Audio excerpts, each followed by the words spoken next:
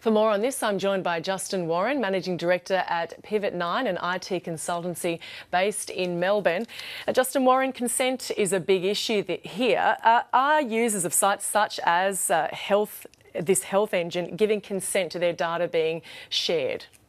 Well, it's an interesting question. If you ask people, have they been giving informed consent to this specific thing, and I've spoken to quite a few people today, then they would say, no, they haven't.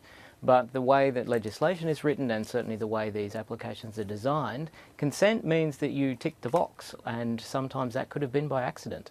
So it's being somewhat hidden, because I know that in privacy statements, for example, it doesn't say this, but it's in the terms and conditions, and so it's there, but customers aren't actually aware of it.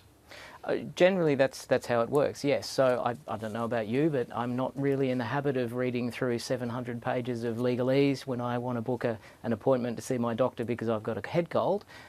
Most people, yeah, they just tick a box, and they, to a large degree, assume that their privacy is actually being respected in ways that actually it turns out, no, it's not. Is it yet another example of if you're not paying for the product, you are the product?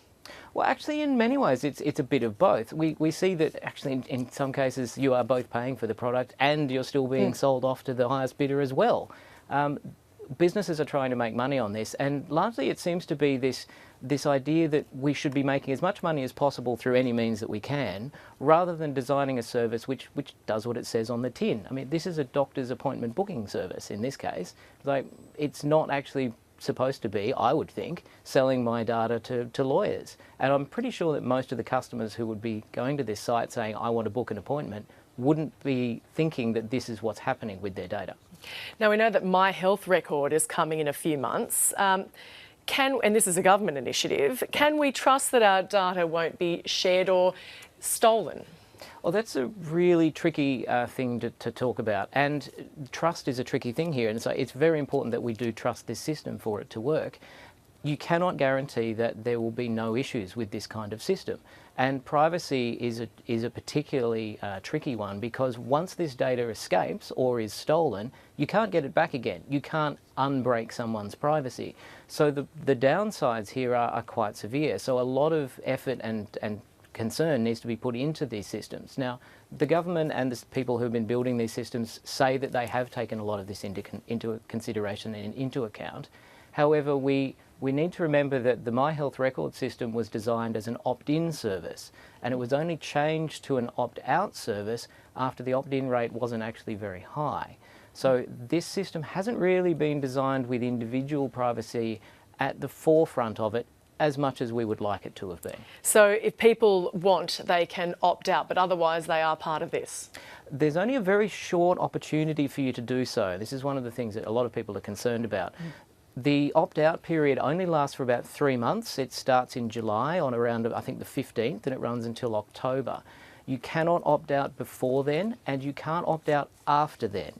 And any information that goes into this system will be retained for 30 years after you die. Is opting out a problem in any other way? Well, it means that in some circumstances the data that would otherwise be put into this system and shared between, for example, your GP and another specialist would need to be shared in some other way. At the moment, a lot of that sharing happens in things like using fax machines or email and some other slightly less secure ways of sharing data around. So certainly there are things about this system that could improve what is happening with health information, but everyone needs to be quite mindful of the risks to them individually. And in terms of this example we've seen today about law firms contacting customers, of course they can say, no, I would not like that, thank you. But in terms of, I know people have stated that health or life insurance, they could actually deny claims based on information that has been shared or stolen. That is certainly a concern for anyone, I think.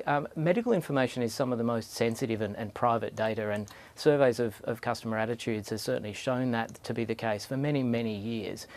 The problem with these kinds of services is that they are making secondary use of data that is not actually related to the primary reason that you're there in the first place, and most people don't actually want that to happen. The legislation available in Australia around privacy is not very robust at all. So it may well be perfectly legal for them to do this, no matter how ethically dubious it is. Justin Warren, Managing Director at HealthEngine, thanks for joining us. Thank you.